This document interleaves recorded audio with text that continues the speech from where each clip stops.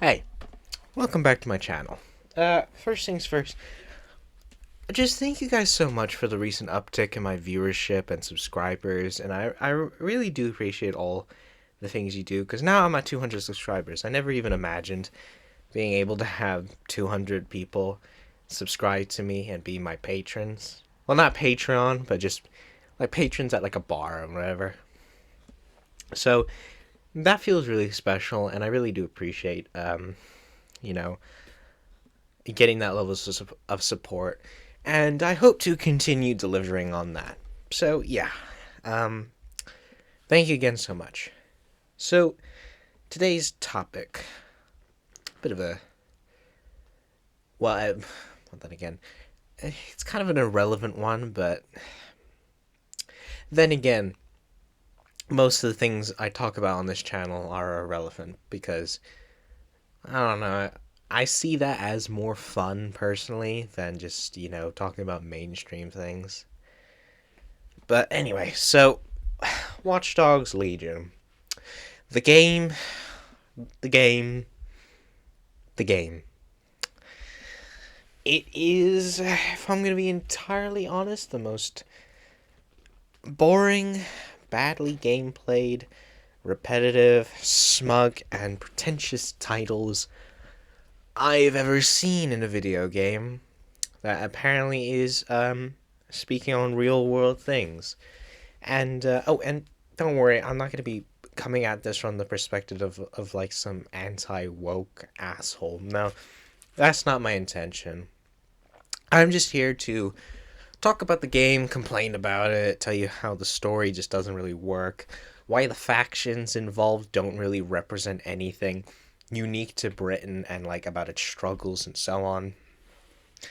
Instead, it's just a really poorly made video game that takes a bunch of American right wing talking points. No, that just takes a bunch of American issues and problems, and then Ubisoft Toronto then just applies them willy nilly on Britain, which doesn't really work. Yeah, so sorry, I just had dinner. But anyway, so before I get into just talking about Watchdogs Legion, let's just kind of talk about the precursor to it, which was Watch Dogs 1. Now, my memories of Watch Dog 1 are actually from like very early on. I think I was like 14, maybe even a little bit younger than that when I started playing Watch Dogs. And the only reason I liked it because it was one of the few games I had that let me drive cars and shoot guns and do whatever I want. It was like one of my first major open world experiences that I really did enjoy as a kid. And even now and then when I go back to play Watch Dogs Legion, just to like get some old memories and all that, it really does hold up to me. I actually quite appreciate the game. It holds something special to me, and overall, it's not even a bad game. If if you just want some fun, if you just want some gaming, some action combat and whatever, and you want some limited open world aspects and a pretty competently written story, then yeah, Watch Dogs 1 is for you. But the reason why it stood out to me, even back then when I was so young, was that it just kind of let me do whatever I wanted. So when I was really young, I would just kind of go on like entire war crime streaks where I would just commit like massacres across Chicago in the game. And it was just, it was just like this game that made me feel like, oh my god, this is the peak of gaming, the best I'd ever experienced. I was sorely proven wrong later on in life, but at the time, it to me, this was the end all be all of games. But as I've grown up, I look back on the game and I see it still as quite a good metaphor and just pretty good game in general. But I see the game as a pretty good metaphor for the rise of just like the the prominence of just surveillance and just this sort of lack of privacy that we keep seeing every now and then. Nobody can go a day without hearing about someone having their information exposed to the world, or having their files hacked, or, them being scammed into some trick or whatever. So yeah, Watch Dogs 1, at that time, even today, I still pretty respect. I'm not really one of the crowd who was like there at the time when the game made all these promises about perfect FTX um, tracing, or whatever the promises they made back then. But back then, it was just a pretty good game to me, even then. So yeah, but I'm happy to accept that Watch Dogs 1 has a lot of flaws. Movement feels clunky, and you have to like really become a master at the controls in order to like truly get a grasp on like how you can make yourself look like John Wick. The writing is pretty boring, and the story is like very stereotypical. The the the factions and the concepts portrayed by Watch Dogs 1 are kind of underbaked a little bit. They're not perfect yet, but they do serve as like a sort of soggy foundation. And overall, it's just kind of a mediocre game if you're just one of those types seeking a more advanced, story and narrative and whatever. And Watch Dogs will not give you that. I'm happy to admit that, and that's fine. Now, Watch Dogs 2, I can never really get into playing Watch Dogs 2. Because despite it being the successor to Watch Dogs 1, and apparently being much better in many aspects, I simply could not beat the first level. Not because I'm like bad at video games, but because the prompt just never showed up for me. But even then, I don't think I would have enjoyed what's it called? Watch Dogs 2 very much, because even then, I can kind of see that the game was just, it didn't feel like it was taking itself seriously, and it felt kind of more Avengers in how it like talked and acted. And I don't know. Watch Dogs 2 just never really clicked in for me, which is fine. I'm happy with the first one, and I just could not be bothered to get into the second one. Now, the third one, Watchdogs Legion, that is kind of where it changed for me a little bit, because the only way I knew about that game's existence was because I had this friend named Desire, and, he said, oh, there's this game coming out, Watchdogs Legion, I'm interested in playing it, and I'm like, oh yeah, no, I remember, Watchdogs, yeah, I used to play that all the time. And at the time, when I was in high school, I was like a massive British Teaboo. That's the only way I could describe it. I was just a massive British patriot. I loved everything British. So when I got into when I got Watch Dogs Legion later on in my life, I got the cartridge. I got it from I think a Walmart because I was able to buy the disc. So I bought the game, and I was initially very excited. And then I played about, how long was it again? 24 hours of just the most repetitive, boring, and just cringe-worthy game I've ever played at that point. And every single detail, every single moment just flew over my head. And the hacking and the combat, they just felt so subpar. I was just doing fetch quests and mini games and all that. The game fundamentally was just really boring, and when I was done, I just kind of forgot about its existence and just moved on to better things, which is fine. And that's what you should do if you just don't find something that's not good for you. Until I came back to it recently, because I thought, okay, you know what, I'm kind of bored. I have a PS Plus subscription. I can download it again, just see how it is, and if I don't like it again, I can just log off. Then I actually got to playing the damn thing again, And that is when it truly clicked for me just how empty and how vain this game is. If I had to describe it, it's a fully underbaked open world game made by a bunch of Canadians who thought they understood Britain by putting a bunch of American socio-political talking points in that country, and also trying to criticize China, but putting the criticisms, trying to lace them at a Western country, a Western liberal democracy. And it also felt like the people who made the game were just doing the most stereotypical British things. Like, the accents are horrific. Um, the the yeah, the accents, the voices, I hated listening to them. The sort of stereotypical British thing about, like, oh, properness and working class insanity. It was just too much for me. I stopped. And also, there was just nothing intuitive about the game. I would, like, get recruits that were like members of parliament, politicians, media analysts, and so on, and they would do nothing, which just really made the game feel utterly pointless to play. And I think the YouTuber White Light, who made a analysis on the game, I thought his analysis was very spot on. However, if there is something I do have to critique about, not really the video itself. I agree with most of the things he said. I suppose the thing I would have to critique him on is that he comes from a sort of philosophical standard, which is not bad, by the way. That's completely fine, and I love that sort of, you know, talking point, that unique perspective. Personally, that's my favorite niche.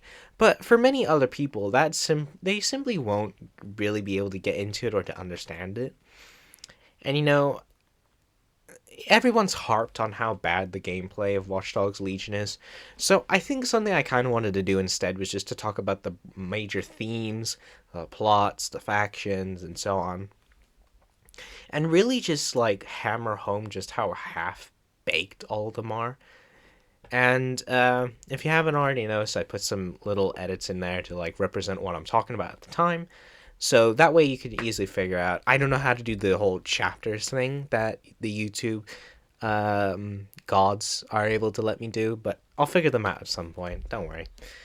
But yeah, so let's start with the first point that I wish to make. Oh yeah. Okay, so Watchdogs Legion. How do I put this? Watchdogs Legion is set in, like, the late 2030s, maybe early on. It takes place somewhere in the 2030s, where it's set in London, obviously. And the setup of the game is that there's a terrorist group who's attempting to, like, take over Britain, and they try to blow up the Houses of Parliament, the Royal Hospital, and the Tone Building. The Tone Building, it's like a exposition center. I don't know anything about it, and I still don't. But anyway, so this terrorist group named Zero Day attempts a bombing of these buildings, these important sites, which would kill thousands of people. And this DedSec spy named Dalton, he succeeds in preventing the bombing of the Houses of Parliament. But just before he could realize, oh, wait a minute, what the hell is going on, he's suddenly thrust into realizing that there were two other bombs placed at the Royal Hospital and the Tone Convention Center. And before he could do anything about it, he's killed by these drones, and then the bombs are set off. Thousands are killed. Only the Houses of Parliament are spared. And during the little intermission between then and I believe a few months, London is then co-opted by various factions, such as the Albion Private Military Company, Clan Kelly, this crime syndicate, the Brocatech,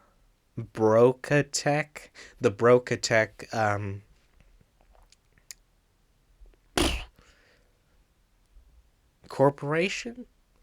I don't know. But anyway, and then there's one final faction called SIRS, or the Signals Intelligence Agency. I'm sorry. The factions are just so unimportant. Yeah, it is SIRS, the Signals Intelligence Response Service, which is like kind of a combination of like numerous intelligence agencies. Yeah, it just means all of the UK's intelligence. So this is just like the final beast. So yeah, four different factions of various different power representatives come to power over London. But here's the thing: as far as I'm aware, they've only gotten control over London.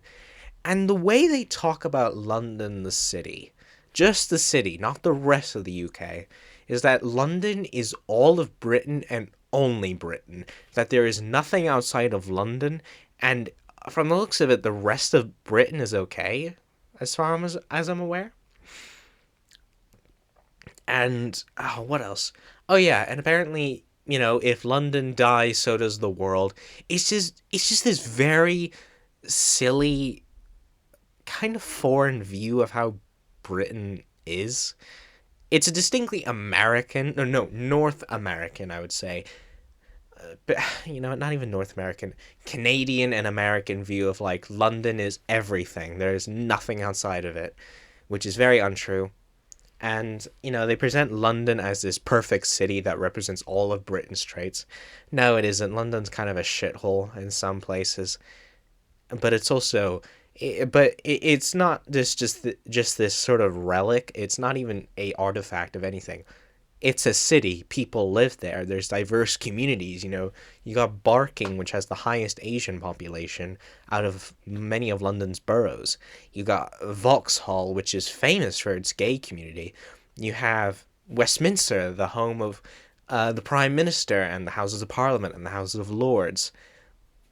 You have the City of London, the United Kingdom's financial centre. You have Southwark and Lambeth, huge historical sites of like the Industrial Revolution.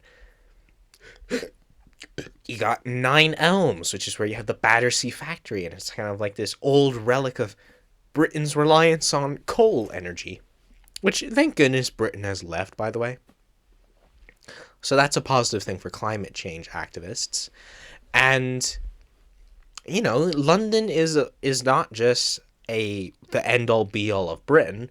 London is just London. It's its own place. It has a unique identity. If anything, I would say that London doesn't represent all of Britain's best and worst aspects. It just represents some of them.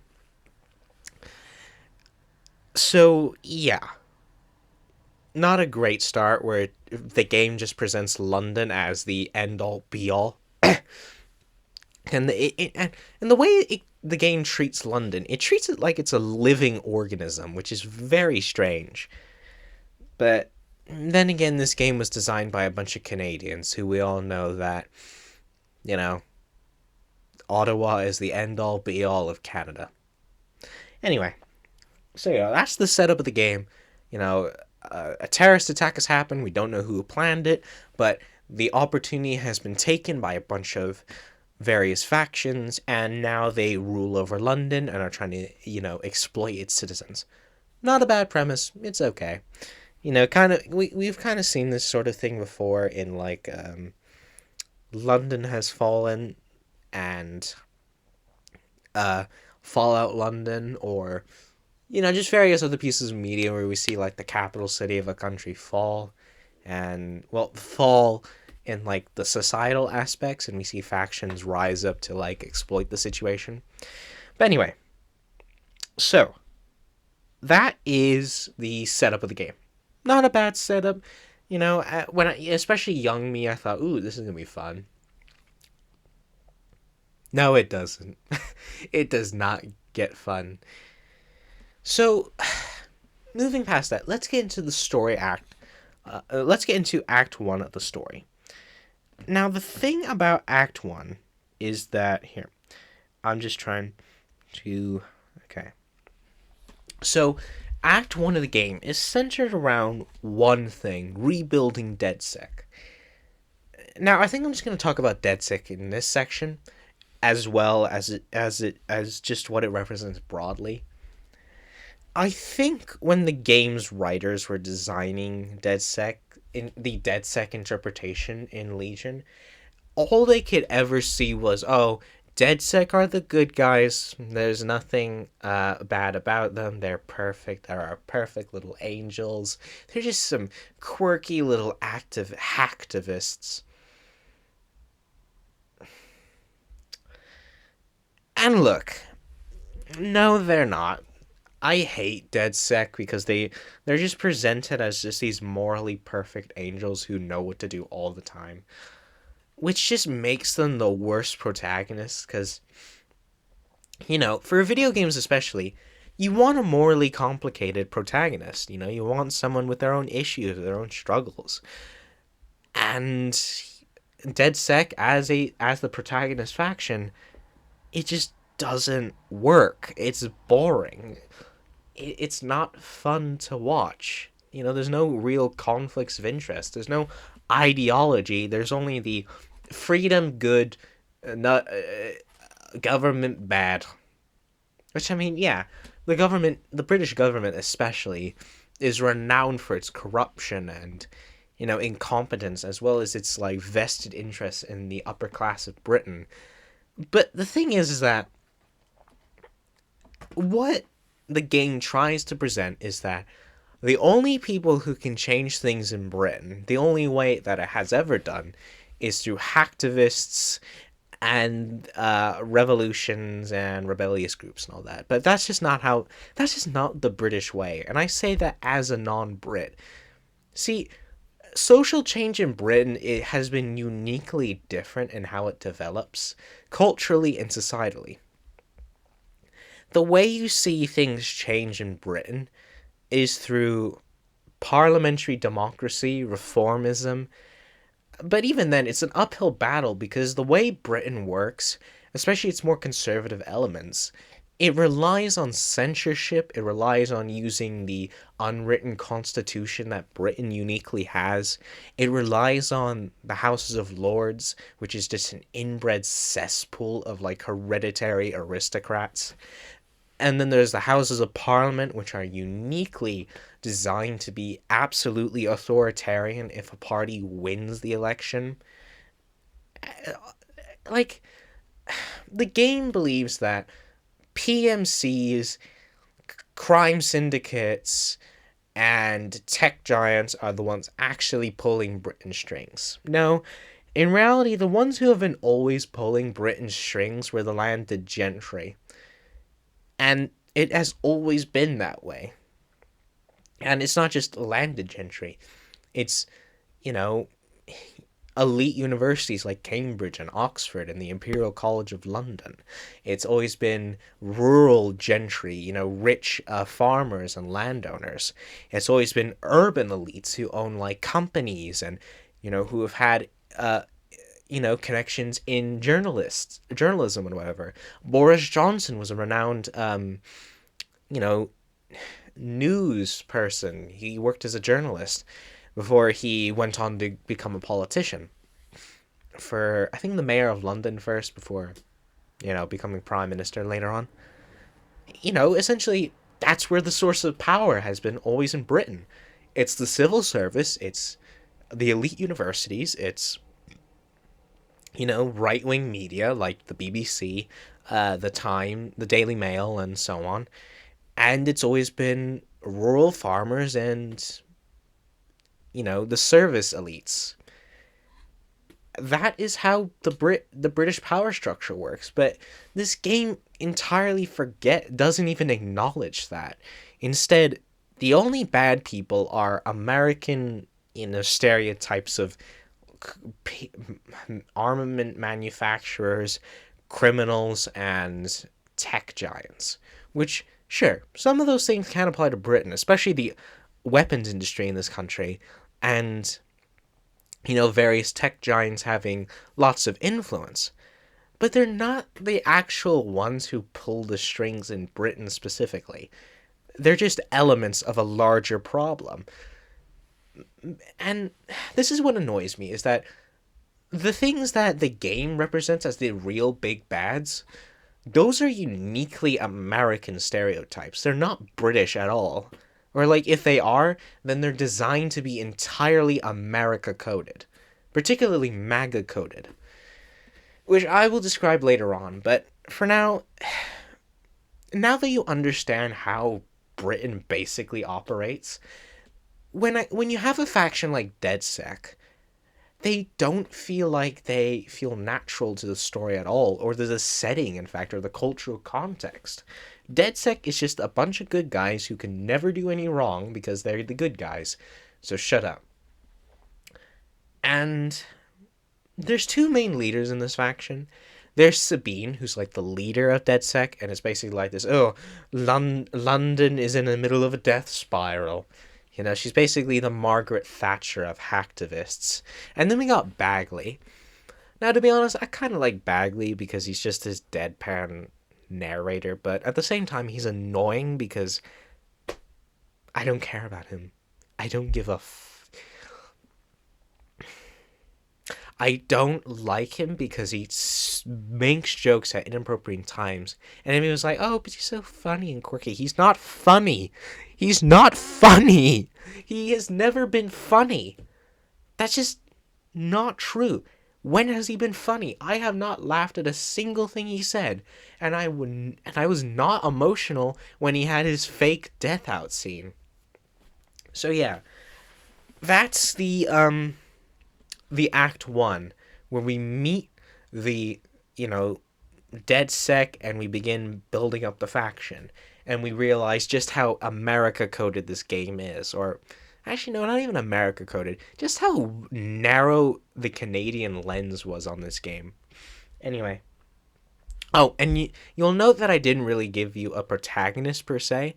Like, I mentioned DedSec, but I didn't mention, like, a main character that isn't Sabine or Bagley. And that's because there is no main character.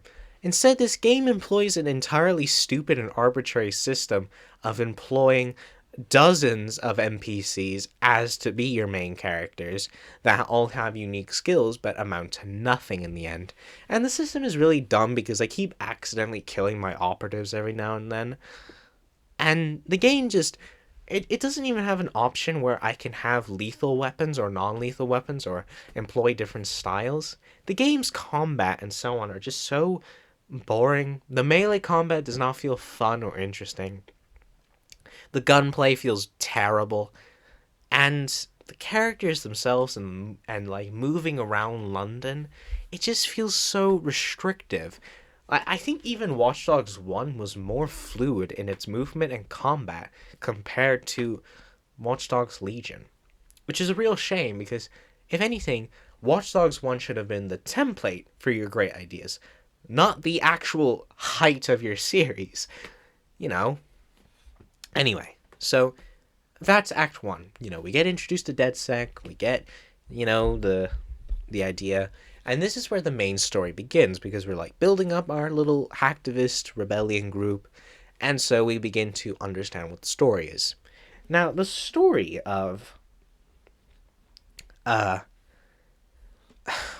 main goal, per se, is that we need to overthrow 4 different factions. Albion, which controls the police, Clan Kelly, which is like the main crime syndicate that controls London's criminal underworld. There is Brocatek, led by Sky Larson, I believe, who's like a woman who is fearful of death. And then there is SIRS, the British intelligence organization that de facto controls the government, as far as I believe. So, yeah. But the main big bad is Albion, because, yeah. Now, they're actually, in reality, they're all side objectives. There's actually one overarching goal, which is to figure out who Zero Day is. The faction that killed Dalton and started the terrorist bombings and set up the authoritarian London. Now, I think if we're going to understand the story, I'm going to tell you it in... You know what? I'm going to explain the story to you, because the story can really just be split up into the factions that are involved, but they also have the major plot beats in them. So I'm going to explain the factions as well as the uh, story that they have, from the dumbest faction, no, to the most sensible faction to the dumbest faction. So let's start with the most sensible. They're SIRS, the Signals Intelligence Response Service. Is that what it's called? The the yeah, the Signals Intelligence Response Service. Now, in the description of the lore, this faction was set up after, all of the UK's major intelligence services pretty much consolidated into one major intelligence service, which which on its own is actually a quite interesting idea, because here's an uncomfortable truth about Britain. It's an incredibly surveillance-based society. There's CCTV, everyone's like, "Ooh, China has like CC cameras everywhere in the social point system." Britain, on the other hand, has more CCTV cameras than all of Europe combined, even more than the US. It has it has a large sort of police force that's everywhere and yet is also incompetent. The intelligence services are pervasive everywhere. The British government has expansive control over your internet usage, and so on and so forth. So the idea of all these intelligence services combining into one, that's not too far of a leap of faith for me, because I could believe that, because this is Britain. It's an authoritarian light society and country and government. But the SIRS plotline grows stupid because of this one character named Richard Malik. Now, the funny thing about Malik is that wait, I was about to say Richard Phallic, which that would be, not very good. But anyway, so Richard Malik is basically a. He's basically what I would consider kind of a stand-in for a far-right British politician, specifically the stereotypical imperialist version. And here's the thing about that. What Richard Malik is supposed to represent is supposedly Britain's sort of imperial tendencies. And yeah, Britain does have a lot of nostalgia for the British Empire. And sure, it's more and more challenged every single day, but there is still strong holdouts who support the empire, who romanticize it, even though the British Empire has committed various atrocities across its history. But the thing about Richard Malik is that he represents this imperialist mindset of Britain, of the idea that his basic goal is to basically use the Signals Intelligence Response Service to defeat his enemies, consolidate power over the British government, and then restart the British Empire, which is pretty dumb, might I say. Because look, here's the thing: there's a lot of romanticism in the UK for the British Empire, particularly like by older historians and elites and Conservative Party politicians, and there's an entire kind of unified interest group basically dedicated to saying that Britain was the best civilization because we brought democracy and common sense and common law. But the truth is that nobody in Britain wants to bring back the British Empire. Because the thing about the British Empire is that it was actually a liability for the UK. It was a massive security risk. It was way too expensive to run. It had no benefits long term. All of the nationalities within the British Empire hated Britain anyway and were fighting for independence. The UK was barely able to support itself. And the British Army just simply could not continue maintaining its control over the world And the British Navy was pretty much ruined by World War II and World War One. Britain was so beaten down that it no longer had a need for the empire, because the British Empire was just, it was a burden at that point. And sure, the UK tried to reconsolidate its power over its colonies and territories, but it failed. And you want to know why? Because everyone could see the writing on the wall. The British Empire was dead. And that's a good thing. And the simple fact of the matter is that nobody in the UK wants to bring back the British Empire. Instead, they have a different goal, which is to sanitize its image, make the British Empire look good as the only good thing ever. And instead of trying to regain imperial holdings, they want economic access to their dominions, to their colonies. Basically, Britain doesn't want the hard power game of having an empire again. Instead, they want the soft power projection that comes from, being a major economic player, of being a cultural exporter, and so on. I mean, the English language is one of the most pervasive languages across the globe. Billions speak it. And that's what Britain wants. They don't want a world where Britain literally rules over the empire again. It just wants a world that thinks like Britain. That's a true imperialist in this country. And, well, Watchdogs Legion thinks that Richard Malik should be the perfect representation of a neo-imperialist, which is not... that just doesn't represent the context of Britain at all. So, yeah.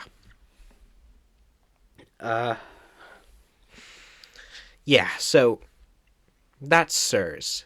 And their plotline, the first time I played the game, I actually kind of liked their plotline, because at first, their Sirs is seen as just this radical, very powerful intelligence organization that's very corrupt and incompetent, that spies on the people.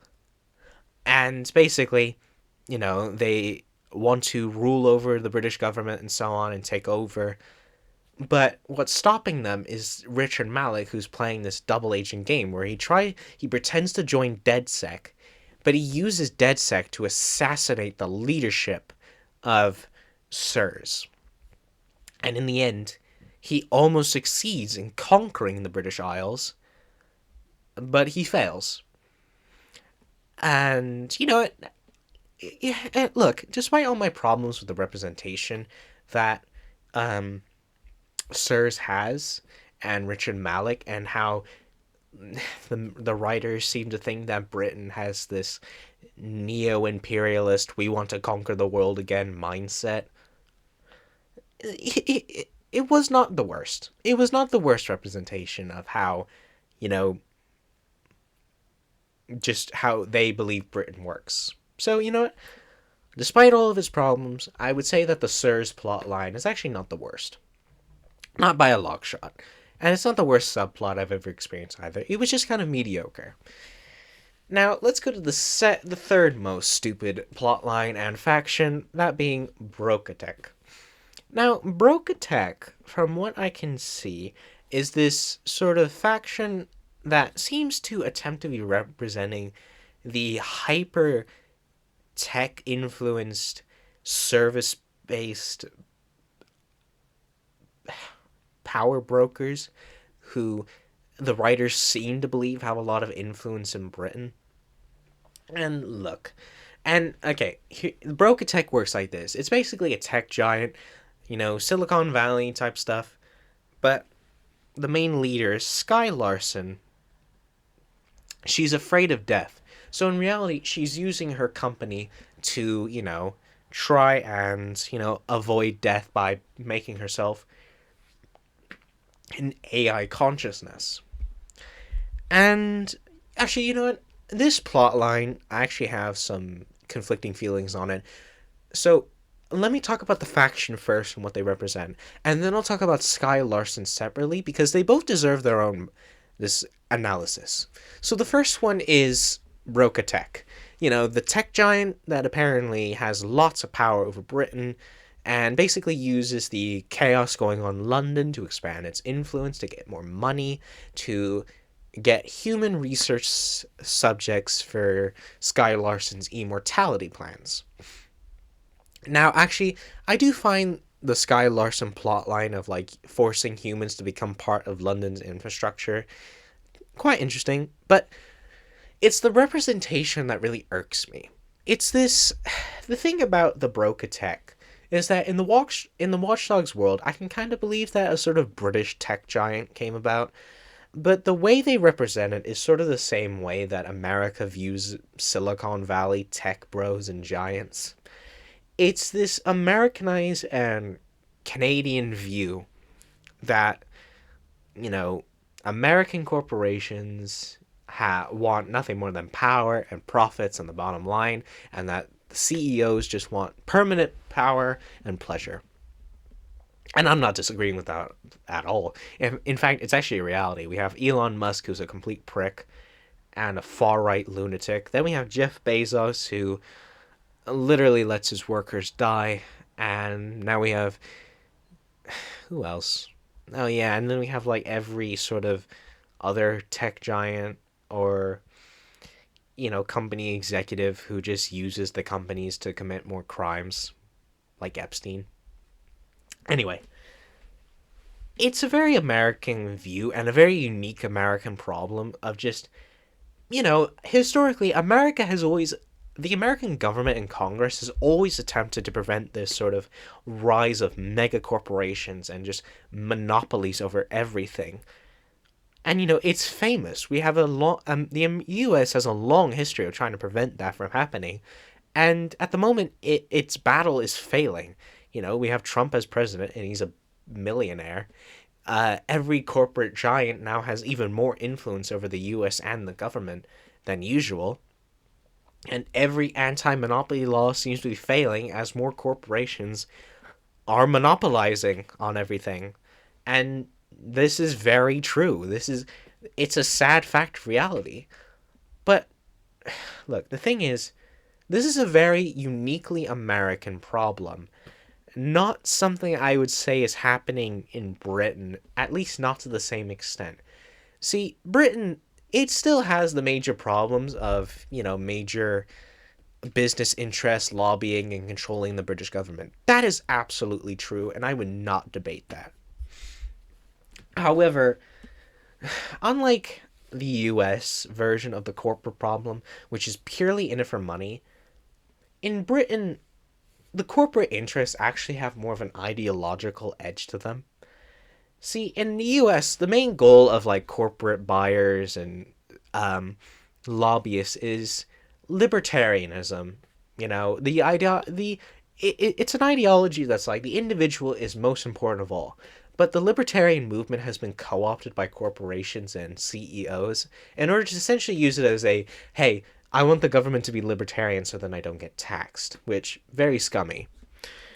In Britain, however, there's a more ideological conservative edge to it, and there always has been, but at the same time, Britain has a sort of unique, like, sort of lobbying thing, because not all of the corporate influences in this country are bad per se.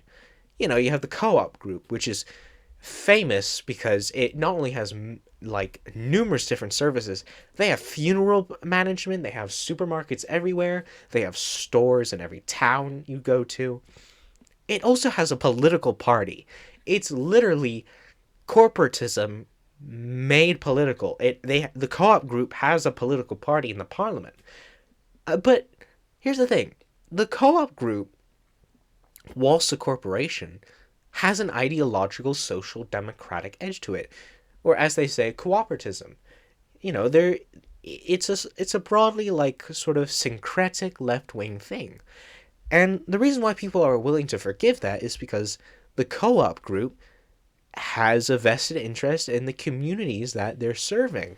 So, that's kind of one thing that I think the game should have mentioned, how while Broca Tech is like this Americanized problem, there's a British homegrown thing combating against that.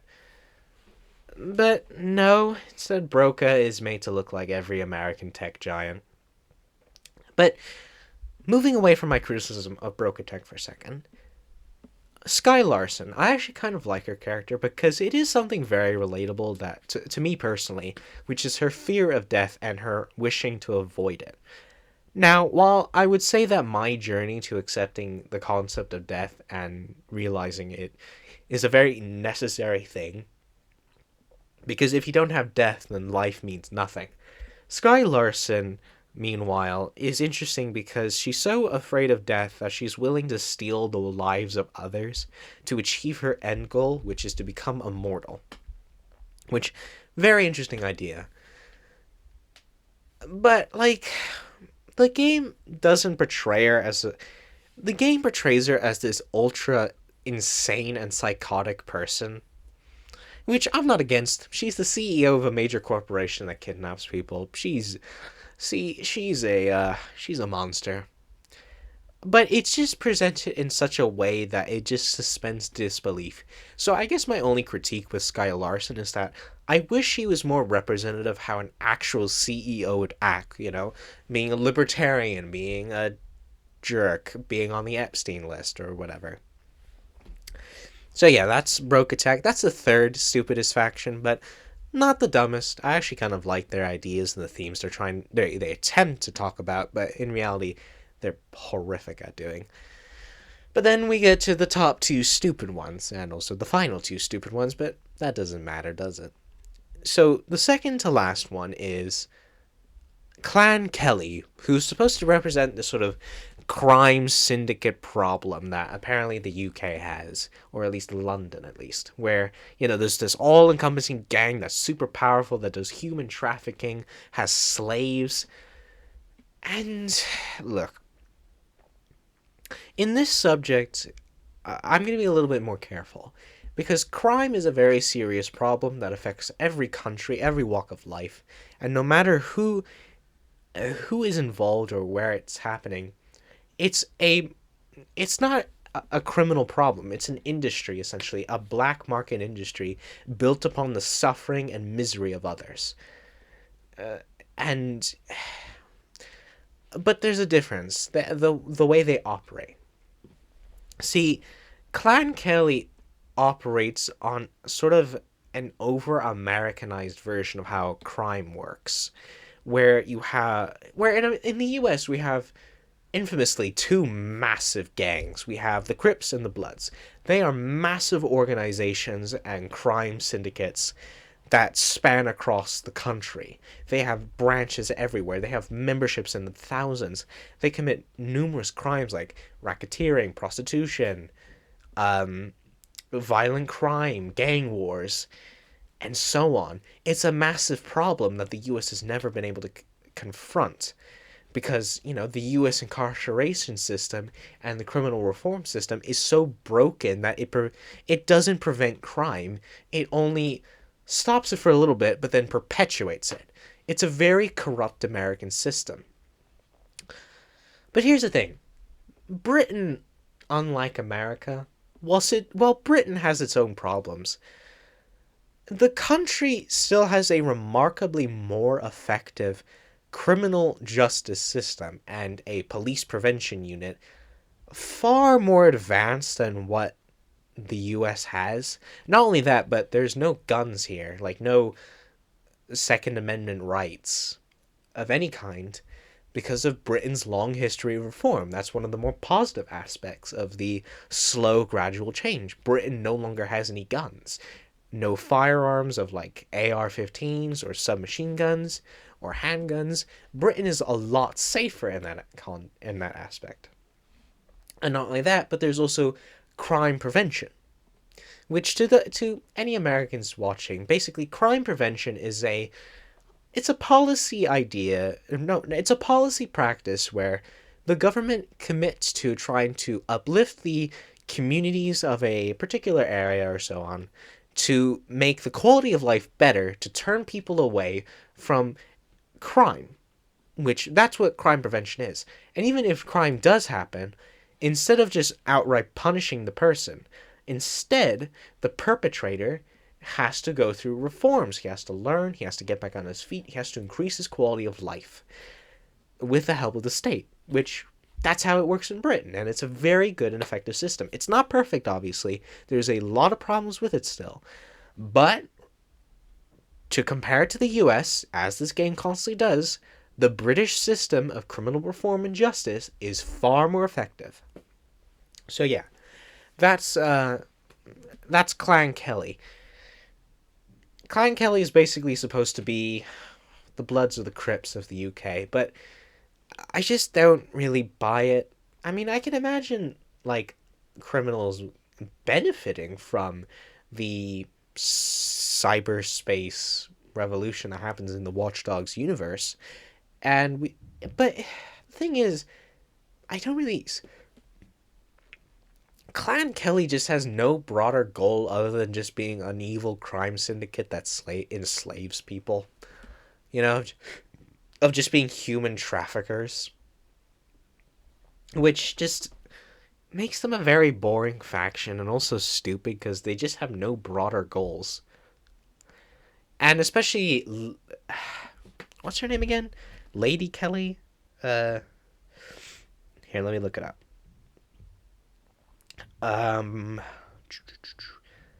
It is, yeah, Mary Kelly. Now, Mary Kelly is basically just the most stereotypically evil British woman you'll ever meet. She's racist, she hates immigrants, she loves slaving people, she loves crime, she loves being a gangster, she likes supplying guns and shit. Overall, Mary Kelly is just... Actually, you know what? I'm going to be a little softer on Mary Kelly, because not every villain needs to have a sympathetic backstory or to have like an ideological goal in their actions, you know?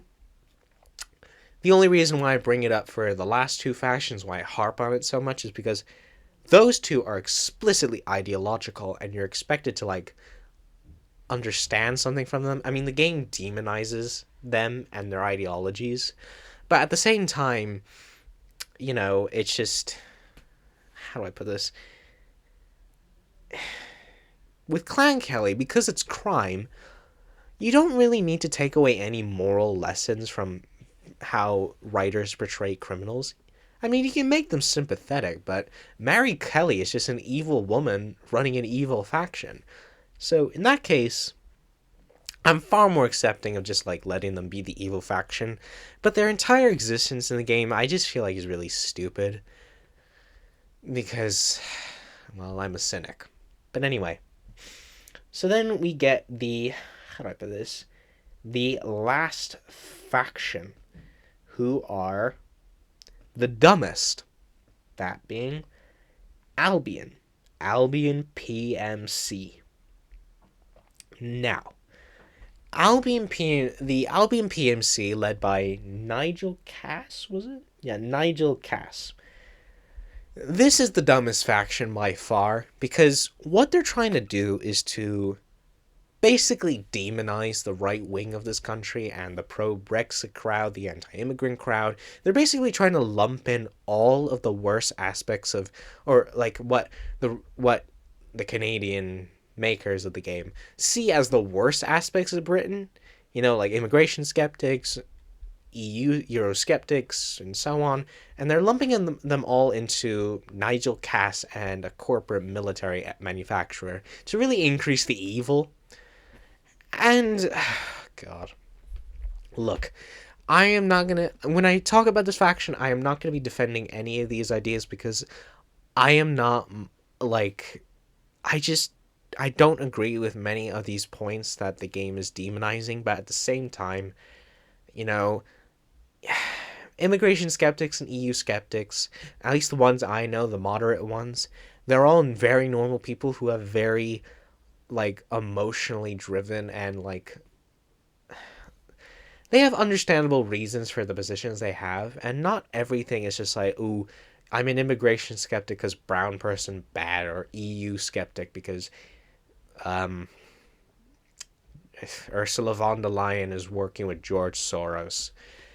Basically, when I speak about this faction, I'm going to be very careful in explaining what the writers seem to be trying to represent, because it's Albion is supposed to be their most politically contentious faction. Now, the first thing I have to complain about is that why are they a PMC? You could have made them a political party, the Albion Party. It's already there in the name, and you could have made Nigel Cass like the Prime Minister or the Mayor of London or something, like a politician, not a frickin' arms manufacturer. But I don't know. I guess they want to demonize the right wing of the right wing elements of this country via arms manufacturing, which is what everybody in this country does. But look, okay, how do I do this? Let's talk about two things: the faction, and then Nigel Cass himself. So the faction, Albion. Okay, so when the bombings occurred in London, Albion took over the police services of London and became the most powerful faction, the de facto, pretty much the de facto heads of law in the city. And you know, they have their holographic messaging on every single landmark, which is like, why? Why does Albion have the need to like endlessly demonize its own public, to brutalize the British public? You know, they literally beat random civilians out in public. They turn every single landmark into a propaganda machine. And, you know, it's just it's so stupid. And okay, what else? Oh yeah. So the Albion PMC basically it it's it's meant to represent the conservative or right wing elements of this country into this sort of Nigel Farage right wing ultranationalist view. But okay, let me explain something.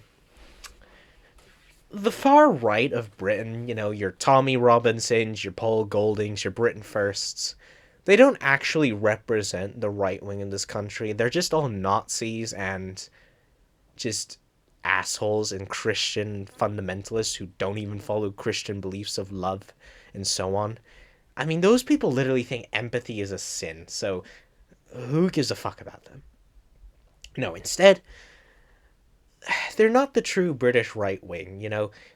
When you see those types of people, they're not the real right wing that you should be worried about.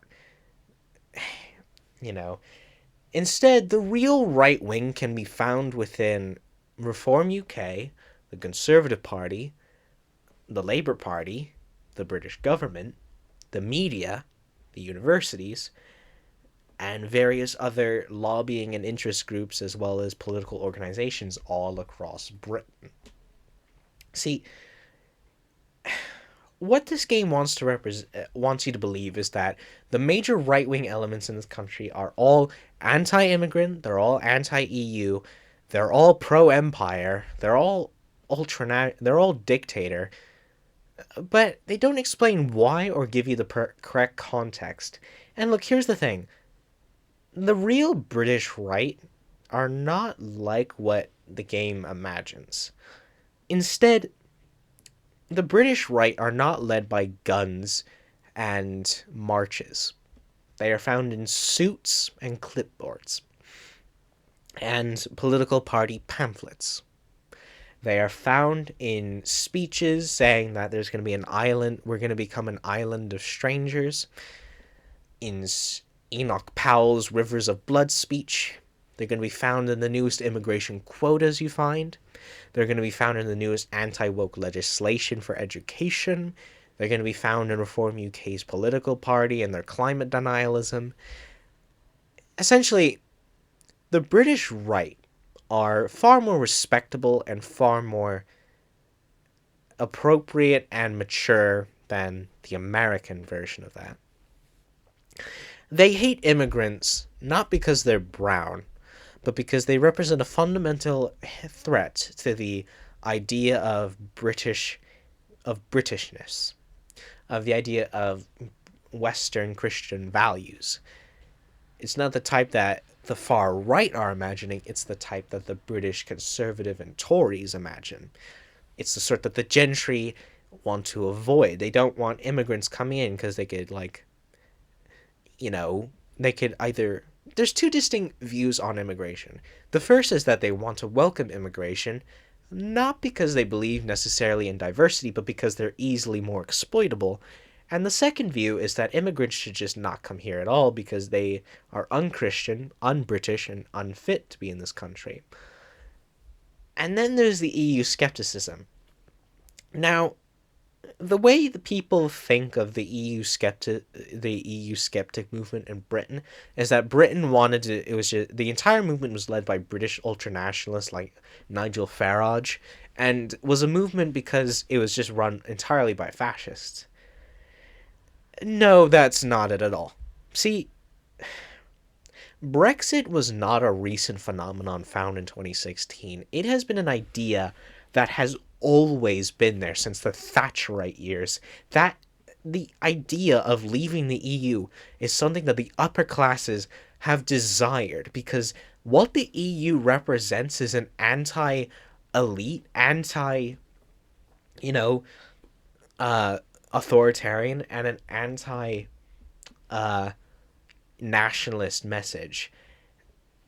And and look, there's many different views on it.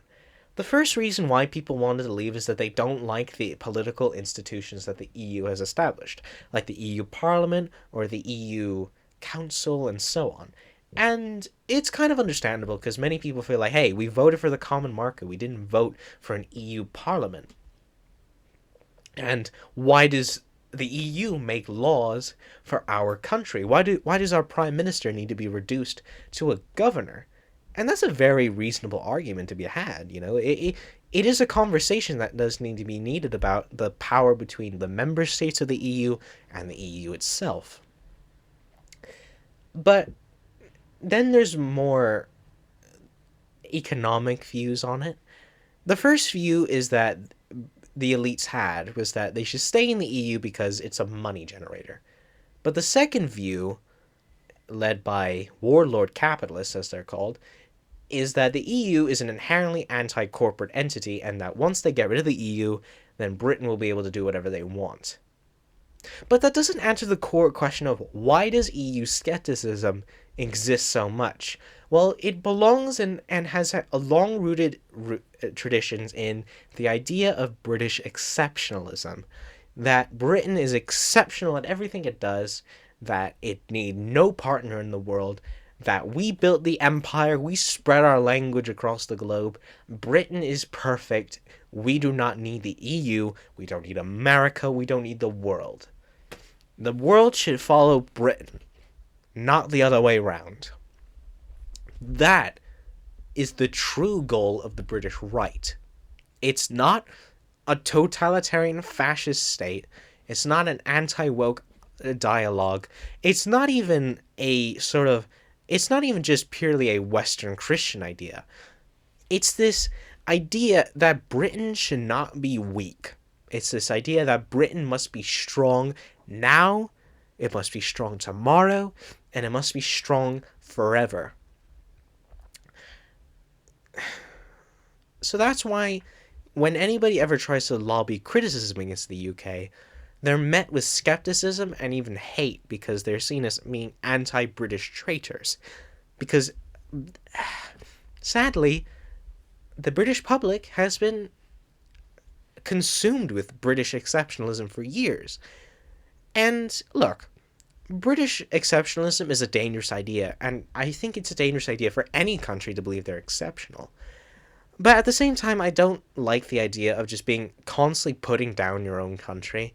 Like, I've met some people who hate Britain because they think it's just an evil country. That's not the reality at all. Britain has done many good things for the world, many humanitarian things. They helped defeat Hitler in World War II. They defeated Germany in World War I. They established many international norms.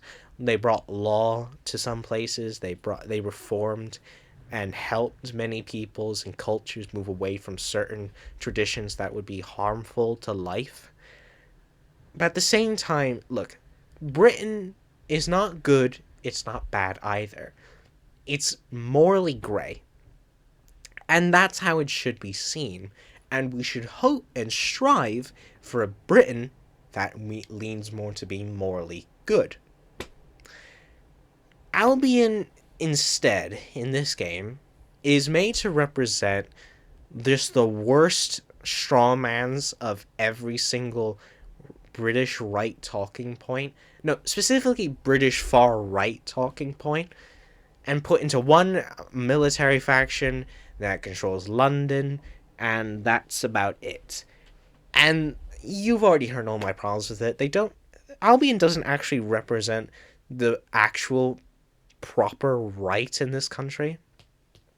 Instead, they follow the MAGA way of like make London great again, get rid of the immigrants, deport them all. The EU sucks. Britain is best.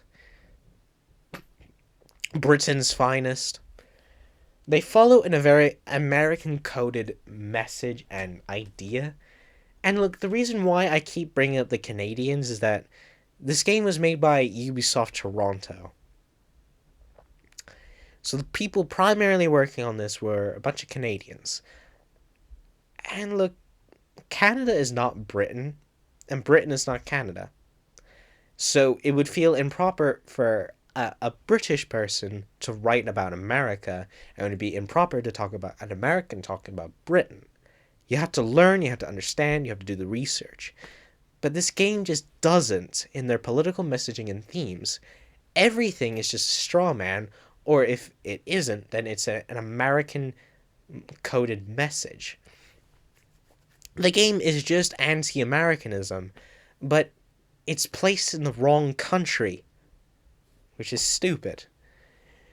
Okay, I blathered on about Albion enough. What about Nigel Cass? Nigel Cass, look, his entire backstory and character is just the worst. His backstory is that his father was randomly killed by some gangsters. That's it. That's it. His father was just randomly killed by some gangsters. And we don't know why, we don't know how. It is even said that it was a random attack. And then Nigel Cass grew up becoming a psychopath, murdering anybody. And in the end, he has one goal. Take over London, because London is the world, apparently. But here's the thing, and it's only a question I genuinely have to ask. Where's the government? Where's the UK civil service? Where's the army? Where's anything that actually rules Britain? This game is so obsessed with London and this idea that London is everything that they forgot to include the authorities that rule Britain. You know, the actual British government. For all the strawmans and factions that can represent your stupid political messaging, where's the actual government at the end of the day? Where's the parliament? Where's the MPs? They only mention them briefly, but it's just not there. And, okay, look. Nigel Cass and Albion's major plotline is that they want to build a surveillance state, build a bunch of drones like the Chinese, conquer London, then rule London. Because London is all you need to rule Britain, and you forget that Britain is also a nuclear armed state with the best armed forces in the world, ready to kick ass if needed to be. And you guys know the King's Guard, you know, the soldiers in the red uniforms and the Tuscan hats? Yeah, those are not actually just ceremonial. They're some of the best of the best of the British Army. So, yeah. So, Albion is the dumbest by far. So, yeah. Over the course of the game, your basic goal is just to defeat all these factions and make DedSec the supreme authority of London. And then after you beat Albion, which is the last faction you need to beat, you get to do a party. Woo, we won. But then you're actually met by the true antagonist of the game, Zero Day. Now, what I'm trying to imagine is that they seem to What 0 Day is trying to represent, I don't know what they're trying to represent. But apparently they're neo-Luddites. But I don't know what else they're meant to say. Are they also left-wing? Are they, like, you know, social justice warriors? Are they nihilists? Are they revolutionaries? I don't know. I think my assumption that they are nihilists is probably correct, because the only thing that Sabine, who leads 0 Day and actually was just exploiting DedSec for her own aims, what I believe, you know what? Let me get them up. God. Okay, 0 Day. So, um, yeah, I don't know what they're trying to be. Okay, so what this game seems to believe what it represents is possibly my theory that they're supposed to be representing some sort of revolutionary spirit in Britain of just the tear the system down, millions must burn to save billions idea. You know, this sort of silly left wing university student ideal that revolution is the end all be all of everything, and that you cannot have a bet you everything sucks unless it's communist or Jeremy Corbyn. And oh my god, look. That's just not how Britain works.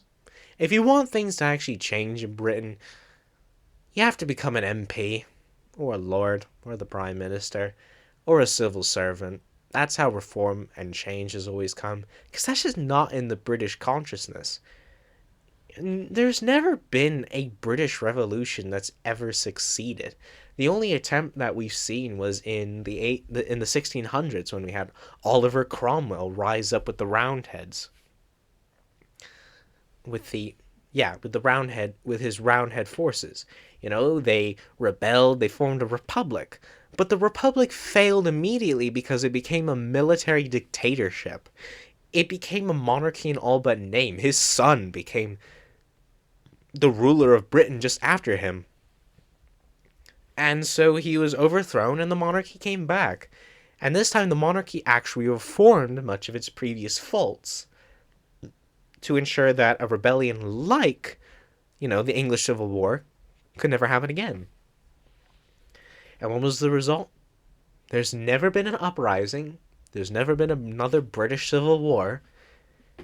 Instead, Britain has remained a consistently, slowly democratizing, slowly growing more equal and reformist nation. Many things have changed. The monarchy is no longer the ones with any power anymore. They're just ceremonial. The parliament is the supreme legislative body over all of us.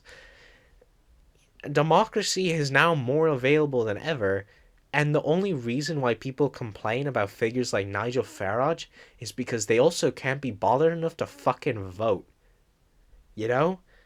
Genuinely. Britain has a democracy fully available to everybody. Unlike the American one, where it's a lot more unfair. Britain is based on 650 smaller elections based on your region, where you can vote in candidates that you want. We're in an unprecedented time of party politics, and yet nobody wants to fucking vote? I don't know. It's like young university students, especially on the right and on the left, they all complain about everything, and yet they don't have any other solution past either screaming at immigrants to go away or revolution is the only answer to our problems.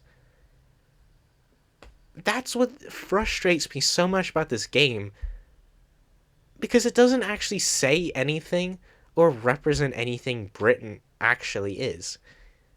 Britain is not this place of American nihilism or American corporatism or American far-right extremism or American crime problems. This is Britain. This is England. This is Wales. This is Scotland. This is Northern Ireland.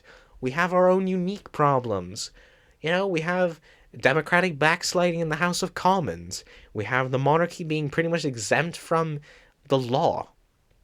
We have a British manufacturing base that's died off and serve in the interests of the service industry.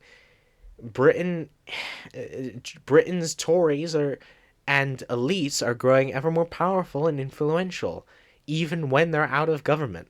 The Labour Party and the Tory Party have pretty much become the same. The far right in Britain are becoming far more respectable than they actually are. Immigration is not this issue that causes pain in Britain, but is a symbolic representation of Britain's incompetence to run itself properly. Britain is an aging country. Britain is a nation with lower and lower voter turnouts. And all in all, Britain is not this chaotic place like America. Britain is a lot more stable, and Watchdogs Legion just doesn't represent that. That's why this game frustrates me more than, any other. It's just a game that is stupid. It's so America-brained, even though it's written by Canadians, and they love the monarchy. Canadians are like the most royalist meat writers you'll ever meet. Even though they're not even royalists. They don't even have a monarchy. They only have a foreign one. But anyway. Yeah, so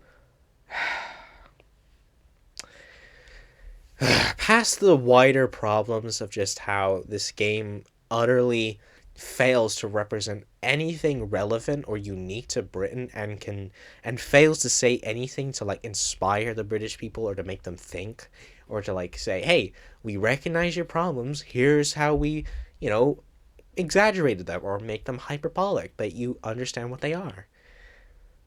Let's just talk a little bit more about just how this game seems to think that London is the end-all be-all. I've said that constantly throughout this, but this game's creators really do seem to think that London is the only place in this country. There's no mentions of the North, there's no mentions of anywhere else.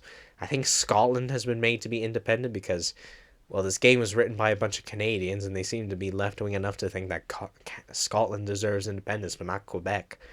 Anyway. But yeah, so the entire game, you're stuck in London, and so you have to liberate London. And the way that they represent each of these places is silly. But I think the worst campaign liberation missions come from Westminster.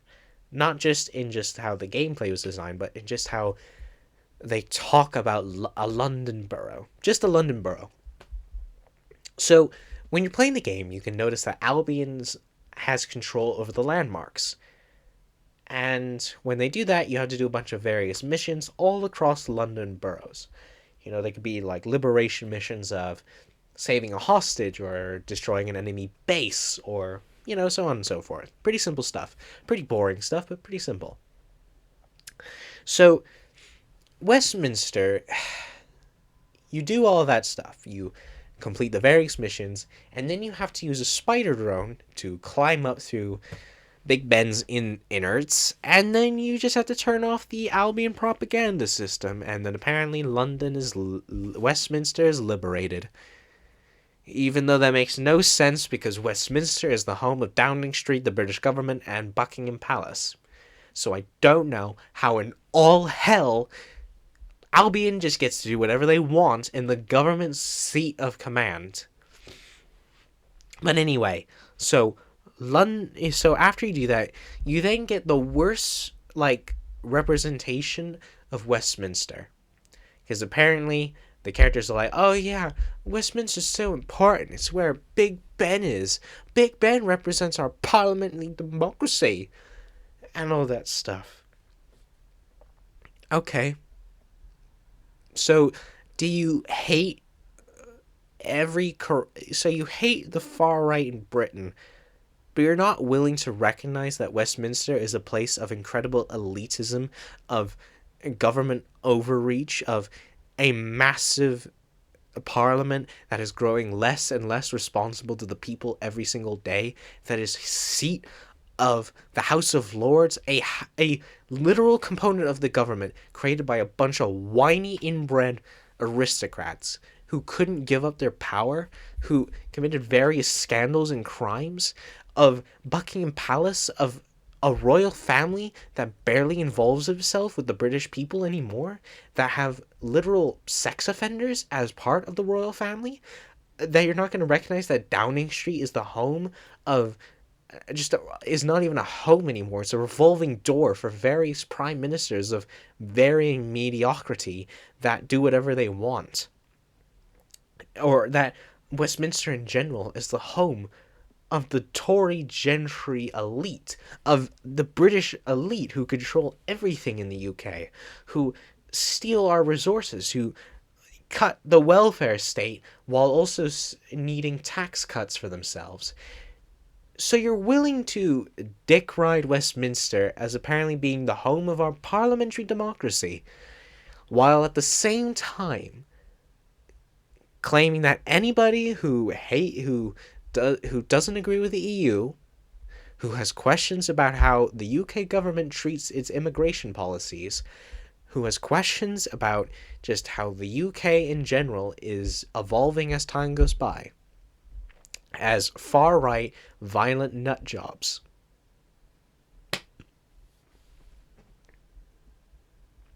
This game has schizophrenia. It worships every borough of London, even though each borough of London represents a different facet of Britain's problems, culturally, societally, economically, and politically, while at the same time claiming those same bad things, saying that those problems are not as bad as a hypothetical, imaginary far right who can't even get enough protesters to gather in support of them, where they are then counter-protested 15-1. What is this game? I don't know. That's the problem. It has no identity. It says nothing, and yet it says nothing. And look, I really don't mean to harp on it, but I think it's because it was made in Ubisoft Toronto. The Canadian context and perspective simply does not have the same context and experience as Britain. Because you want to know what the Canadian context is? It's the American context. Canada only sees things through the lens of everything they hate about America and everything they apparently love about pre-Empire Britain. And I think that this sort of regional and cultural disconnect is the reason why this game sucks. It's because the writers and creators didn't even know they don't actually know the country that they were writing for. They idolize it in Canada. They have the king's face on all their money. They have entire provinces that have the Union Jack flying. Famously Alberta. Famously British Columbia has the Union Jack still flying. Until 1965, Canada was still flying the Hudson Bay Company flag. Or just the civil ensign flag, where it had a massive Union Jack. And that was it. This game is a representation of the complete collapse of Ubisoft's connection with reality.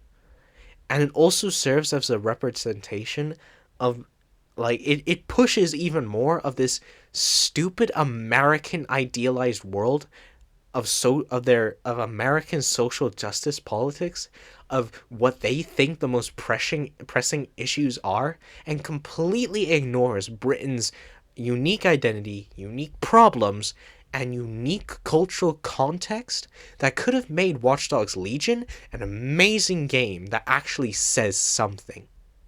So yeah, that's all I gotta say about this terrible game. For all of us that can complain about the gameplay, we need to talk about what the game is actually trying to say rather than just how a game plays. Because I think there's a lot more to be gleaned from what a game deludes itself to believe the world is like. So yeah. Have a nice day. See you later.